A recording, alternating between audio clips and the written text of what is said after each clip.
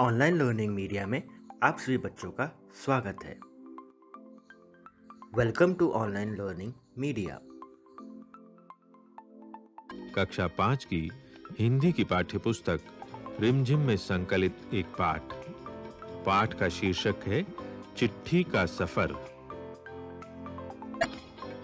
अपनी 10-12 साल की जिंदगी में तुमने कुछ पत्र तो लिखे ही होंगे। वे पत्र अपने सही पते और समय पर किस तरह पहुंचे होंगे, ये बहुत सी बातों पर निर्भर करता है। जैसे कि चिट्ठी किस स्थान से किस स्थान पर भेजी जा रही है, संदेश पहुंचाने की कितनी जल्दी है, तुमने पूरा और ठीक पता लिखा है कि नहीं, तुमने उस पर डाक टिकट लगाया है कि नहीं, आदि।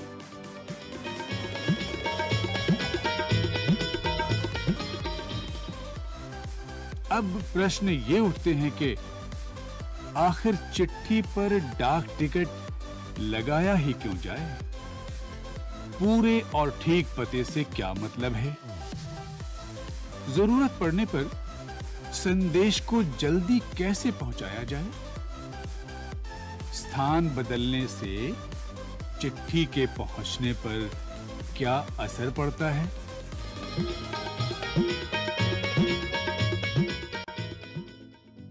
इनमें से कुछ सवालों के जवाब शायद तुम्हारे पास हों, खासकर तुम में से उनके पास जो डाक टिकटें इकट्ठा करने का शौक रखते हों।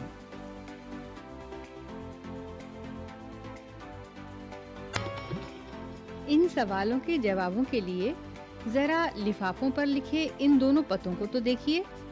पहला पता, महात्मा गांधी जहां हूं वहां, वर्धा। दूसरा पता, श्रीमान निदेशक महोदय, राष्ट्रीय शैक्षिक अनुसंधान एवं प्रशिक्षण परिषद, श्री अरविंद मार्ग, नई दिल्ली 110016। ये दोनों पते किस तरह से भिन्न हैं? गांधी जी को भेजे गए पत्र में पते की जगह पर लिखा है महात्मा गांधी जहां हो वहां, वर्धा, जबकि लिफाफे पर इमारत या संस्थान से लेकर शहर तक का नाम लिखा हुआ है। पते में सबसे छोटी भौगोलिक इकाई से शुरू करके बड़ी की ओर बढ़े हैं। छोटी से बड़ी भौगोलिक इकाई का मतलब ये हुआ कि घर के नंबर के बाद गली मोहल्ले का नाम, फिर गांव, कस्बे, शहर के जिस हिस्से में है उसका नाम, फिर गांव या शहर का नाम। शहर के नाम के बाद लिखे अंक को पिन कोड कहते हैं। हर जगह को एक पिन कोड दिया गया है। ये सोचने लायक बात है कि आखिर पिन कोड की जरूरत क्या है? हमारे देश में अनेक ऐसे कस्बे, गांव, शहर हैं जिनके नाम एक जैसे हैं। पते के बाद पिन कोड लिखने से गंतव्य स्थान का पता लगाने में डाक छांटने वाले कर्मचारियों को मदद मिलती है और पत्र जल्दी बांटे जा सकते हैं।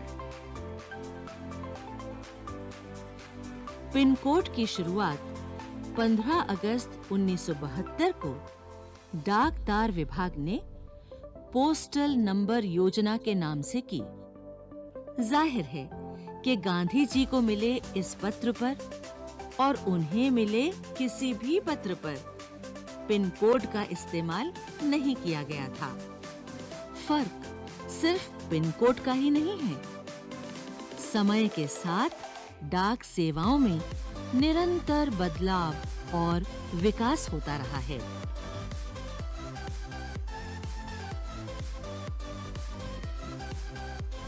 पिन शब्द पोस्टल इंडेक्स नंबर का छोटा रूप है। किसी भी जगह का पिन कोड 6 अंकों का होता है। हर अंक का एक खास स्थानीय अर्थ है।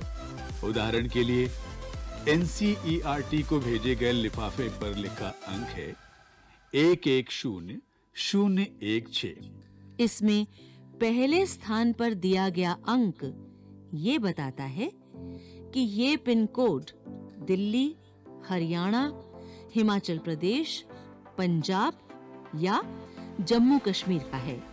अगले 2 अंक यानी 10 ये तय करते हैं कि ये दिल्ली राष्ट्रीय राजधानी क्षेत्र के उपक्षेत्र दिल्ली का कोड है। अगले 3 अंक यानी 016 दिल्ली उपक्षेत्र के ऐसे डाकघर का कोड है जहां से डाक बांटी जाती है।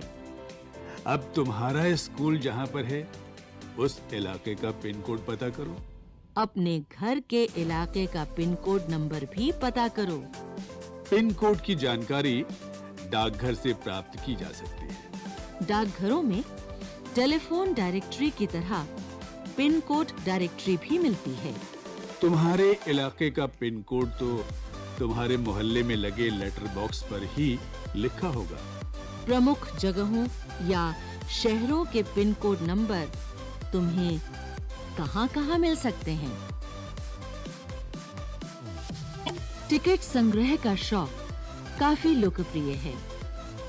धीरे-धीरे इसमें टिकट संग्रह के अलावा डाक से जुड़ी और बहुत सी चीजें शामिल हो गई हैं। इसको डाक का विज्ञान कहना गलत नहीं होगा। क्या तुम जानते हो इस विज्ञान को क्या नाम दिया गया है? पता करो। बहुत पुराने समय में कबूतरों के द्वारा संदेश भेजे जाते थे। जब संदेशवाहक कबूतरों की बात हो रही है तो उन इंसानों की बात कैसे ना हो जो ऐसे समय से डाक पहुंचाने का काम करते रहे जब संचार और परिवहन के साधन बेहद सीमित थे। बात हो रही है उन हरकारों की जो पैदल ही आम आदमी तक चिट्ठी पत्री पहुंचाने का काम करते रहे। राजा महाराजाओं के पास घुड़सवार हरकारे हुआ करते थे। हरकारों को न सिर्फ हर तरह की जगहों पर पहुंचना होता था, बल्कि डाक की रक्षा भी करनी होती थी।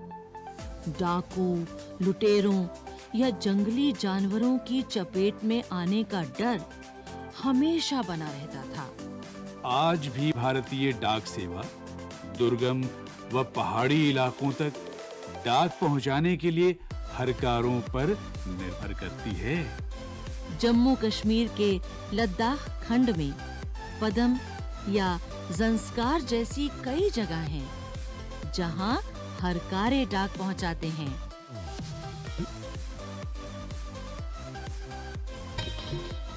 आजकल तो संदेश भेजने के नए-नए और तेज साधन आसानी से उपलब्ध हो गए हैं। डाक बांटने में हवाई जहाज, पानी के जहाज और जाने कौन-कौन से साधन इस्तेमाल किए जा रहे हैं। डाक विभाग भी पत्र, मनी ऑर्डर के साथ-साथ ईमेल, बधाई कार्ड आदि लोगों तक पहुंचा रहा है।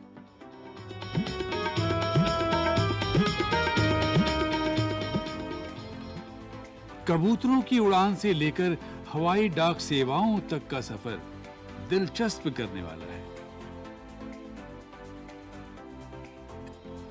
ये सोचकर आश्चर्य होता है कि कबूतर जैसा पक्षी संदेशवाहक भी हो सकता है।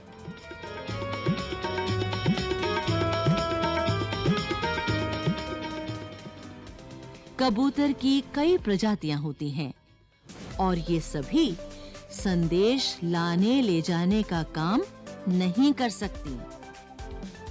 गिरहबाज या हूमर वो प्रजाति है जिसे प्रशिक्षित करके डाक संदेश भेजने के काम में लाया जाता है। आखिर कबूतर अपना रास्ता ढूंढ कैसे लेता है? उन प्रवासी पक्षियों के बारे में सोचो और पता करो कि वे कैसे सैकड़ों मील का रास्ता और सही जगह तय कर पाते हैं।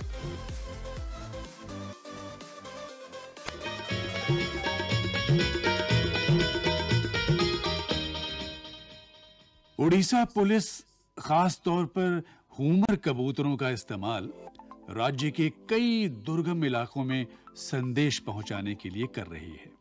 कानून व्यवस्था, संकट और अन्य मौकों पर संदेश के लिए ये कबूतर बहुत ही उपयोगी साबित हुए। कबूतरों की संदेश सेवा बहुत सस्ती है और उन पर खास खर्च नहीं आता है। इन कबूतरों का जीवन 15-20 साल होता है और 8-10 साल तक वे बहुत अच्छा काम करते हैं। स्वस्थ कबूतर एक दिन में 1000 किलोमीटर तक का सफर कर सकता है। यदि कोई महत्वपूर्ण संदेश पहुंचाना हो तो 2 कबूतरों को भेजा जाता है ताकि बाज के हमले जैसी अनहोनी स्थिति में भी दूसरा कबूतर संदेश पहुंचा दे। शायद तुम एक ऐसे कबूतर की कहानी पढ़ना चाहो जो दूसरे विश्व युद्ध में संदेश पहुंचाता था। इस कबूतर की कहानी नेशनल बुक ट्रस्ट से अंग्रेजी में छपी एक किताब में दी गई है।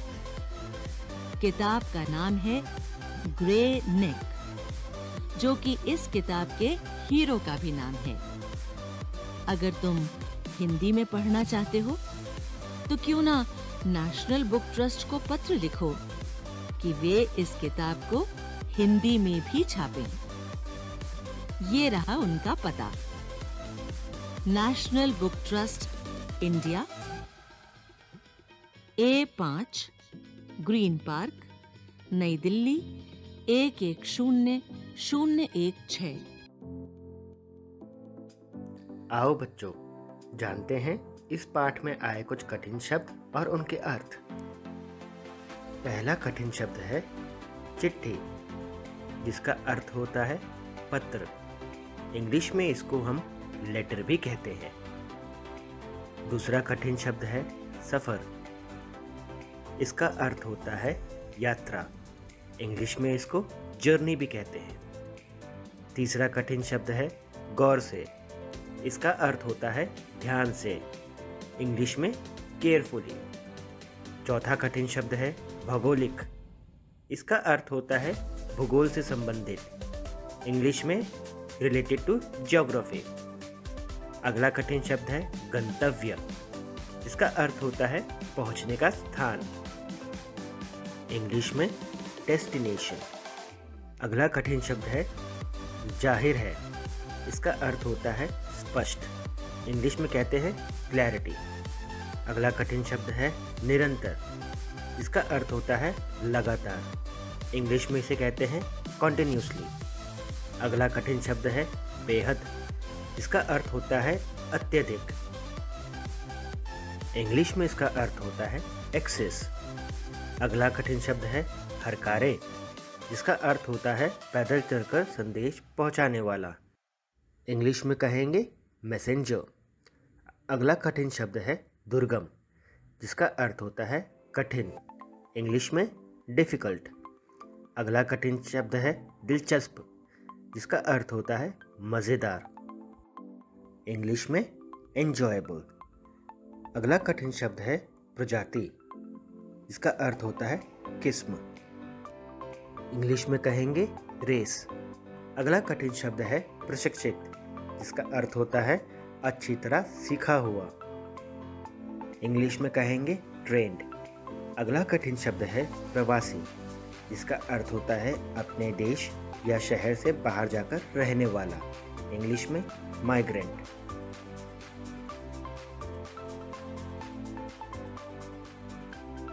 चिट्ठी पत्री।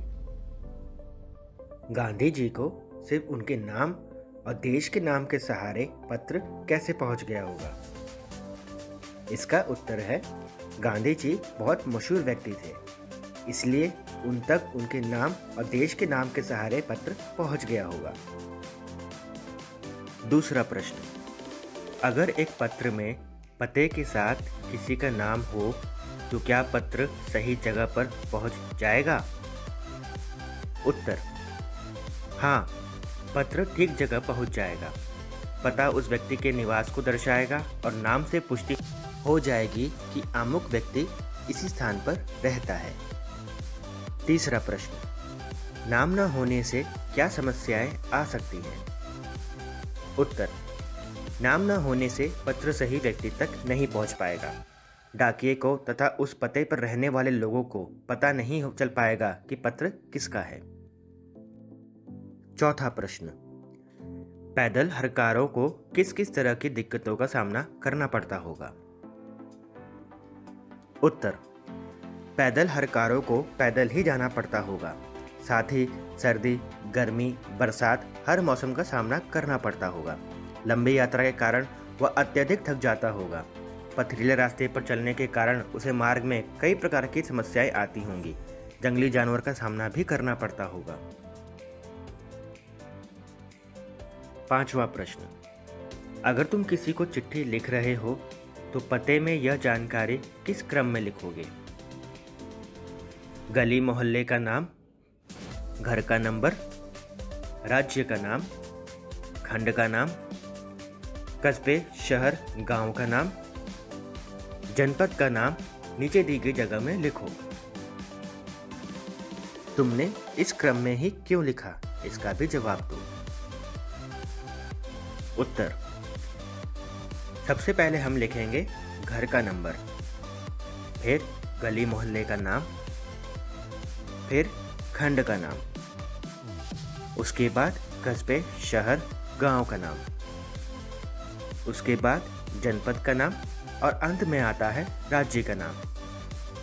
हमने पता इस क्रम में इसलिए लिखा क्योंकि पता लिखते समय छोटी भौगोलिक इकाइयों से बड़ी भौगोलिक इकाइयों की तरफ बढ़ते हैं।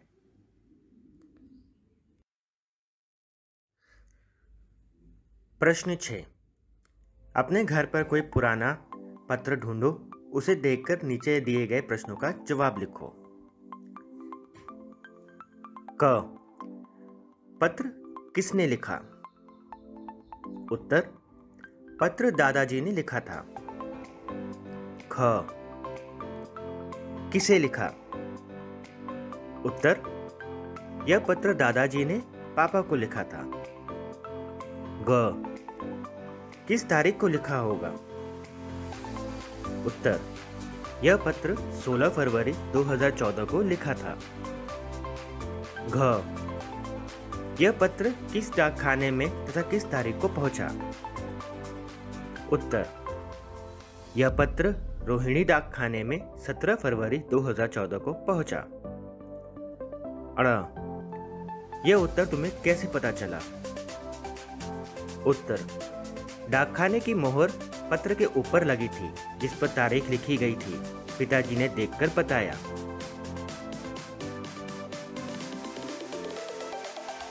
सातवां प्रश्न, चिट्ठी भेजने के लिए आमतौर पर पोस्टकार्ड, अंतर्देशीय पत्र या लिफाफा इस्तेमाल किया जाता है। डाकघर जाकर इनका मूल्य पता करके लिखो। उत्तर, पोस्टकार्ड की कीमत होती है 2 रुपए, अंतर्देशीय पत्र की कीमत होती है 5 रुपए, लिफाफा की कीमत होती है 5 रुपए।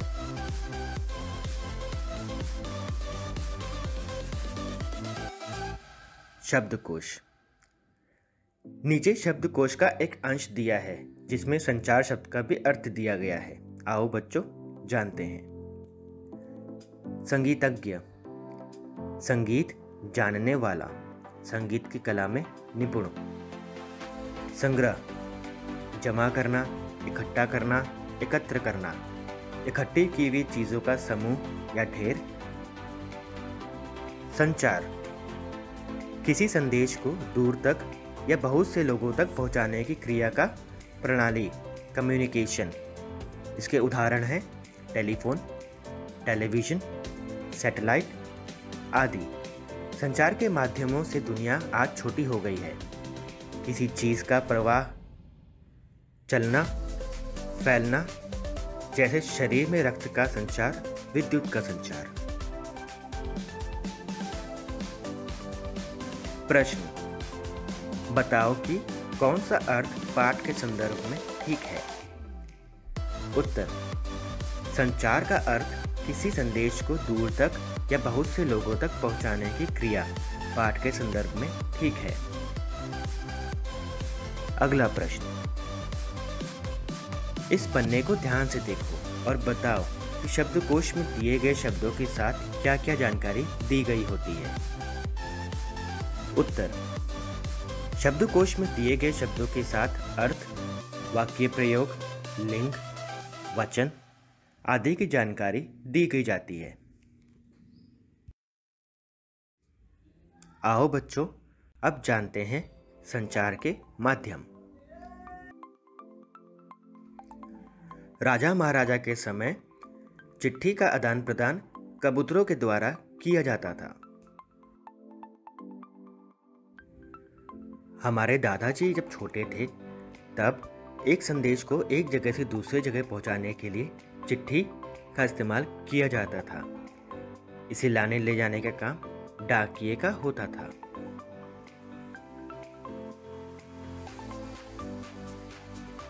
चिट्ठी के बाद टेलीफोन का इस्तेमाल चलन में आया। इसका इस्तेमाल जब हमारे पापा छोटे थे तब के समय में किया जाता था। आजकल की दुनिया में संदेश एक जगह से दूसरी जगह पहुंचाने के लिए मोबाइल एक अहम भूमिका निभा रहा है। मोबाइल के माध्यम से हम फ़ोन कर सकते हैं, एसएमएस कर सकते हैं, ईमेल कर सकते हैं।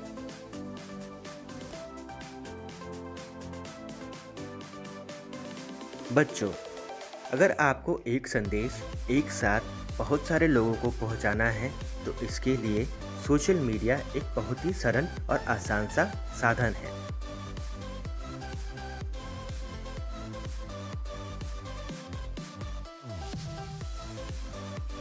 बच्चों, अगर आप सभी को हमारी ये कविता पसंद आई है तो हमारे इस वीडियो को लाइक और शेयर ज़रूर करें।